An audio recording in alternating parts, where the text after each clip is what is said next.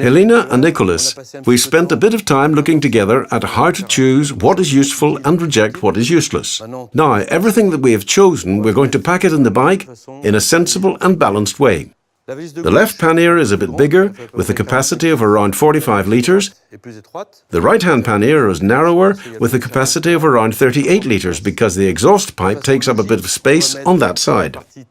We're going to put the technical stuff here, because it's heavier, and we're going to put the personal stuff in the larger space. Large space, small weight. Small space, heavy weight. This will help to balance the two. The top box, we'll deal with that later. So, pass me the puncture kit. I'll take that and put it at the bottom. You see, you can really fit in quite a lot. A small puncture spray canister will be enough. A high visibility jacket for when you're doing roadside repairs. We've already fitted in quite a lot. We'll lock it and put the key on the key ring. And you've already got part of the stuff which you don't often use stowed away. We'll put the front pannier back. We're making good progress. As we said, that's the pannier for loading personal stuff. So we'll begin with that.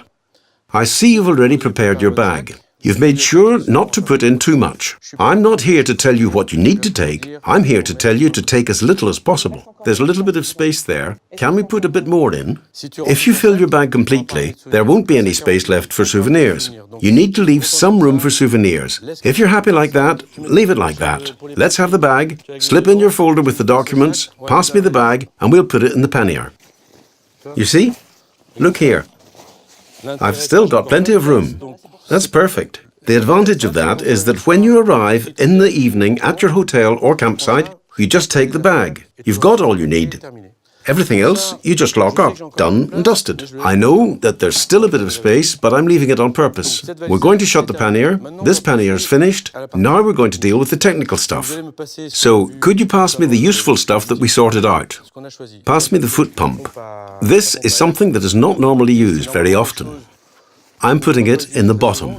You notice that I have protected it, because it's a really useful tool and mustn't be damaged. I've wrapped it up in a little bag and I'm putting it at the bottom. We've said that we would take a small jerry can, so here it is. It's empty. It's not worth filling it up. As long as you don't need it, it's best to leave it empty. It's safer too. What else is there? We should take the first aid kit. That's important. Normally you don't need it very often, so I'm going to put it in the bottom part. The mallet probably. Yes, we need to take the mallet. That's important. When you're changing a tire, you'll find it's very useful. A little survival stove? Excellent. Wait, how are you going to organize the loading of the bike? You're making a journey together.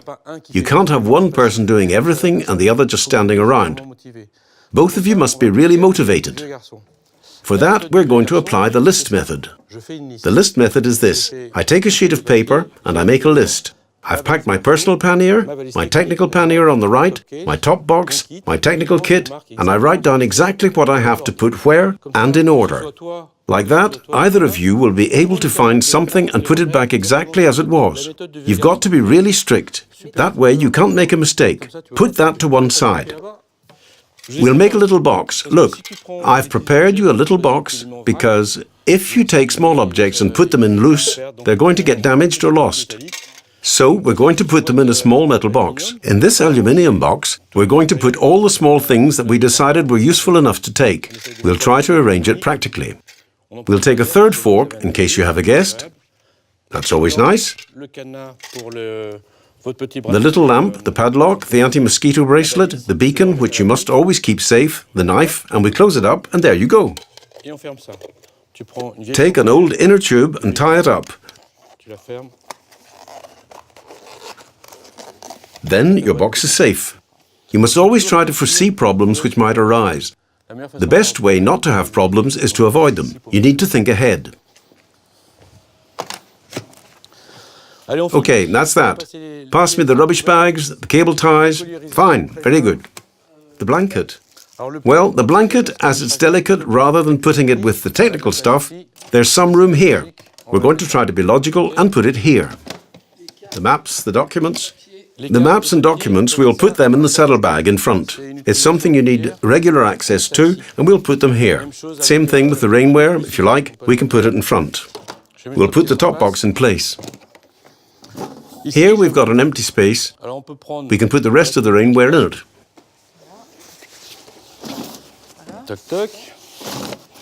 The belt. That's your belt when you're riding with the pillion. It's very useful. The collar, as you told me you had a problem with your back, we've put in a collar to support your neck. This is a bag you can use to put your picnic in. It's insulated and it's made of reversed sheepskin. You can use it for your fruit, your water, your sandwiches and so forth. And you can close it up. It doesn't take up any room and it's very handy. We're not doing badly, we're preparing the straps. We'll put the tent on the side which is a bit lighter. I'm trying to balance the weight. You can already see that the bike has gone down a bit. Before it was here. Now it has gone down on its own. We're not overloaded, but we've loaded up quite a bit of weight. So when you ride, you won't have quite the same handling as before because you risk losing control of the front. I'm not here to tell you exactly what you need to take on your journey because a journey is personal. It's up to you to choose what you need to take. But really, the idea is to make you think about the way you load your bike.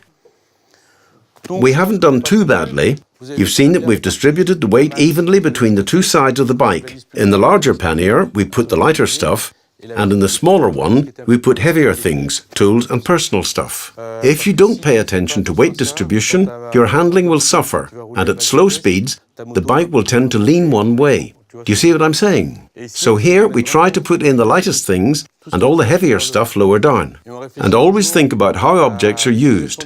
Anything you use regularly, try to put on top, to avoid having to rummage to find things right at the bottom. We've done the loading fairly intelligently, well distributed, good weight distribution, and we've made sure that we haven't overloaded the bike. Then there's the question of the tires. If you're driving to Mongolia, you'll be covering a distance way beyond the lifetime of any tire. You'll have to think, how am I going to get my replacement tires?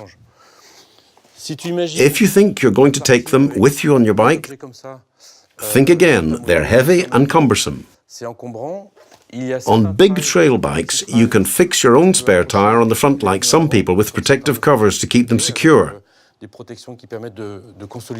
But in your particular case, it's not possible. Another solution is to work out where you could have the tires sent. You could have them sent to a hotel or a place in advance, and when you get there, you can pick them up, fit them, and the job's done. Don't miss the next episode when we'll show you how to optimize your riding position and the dashboard settings before starting off.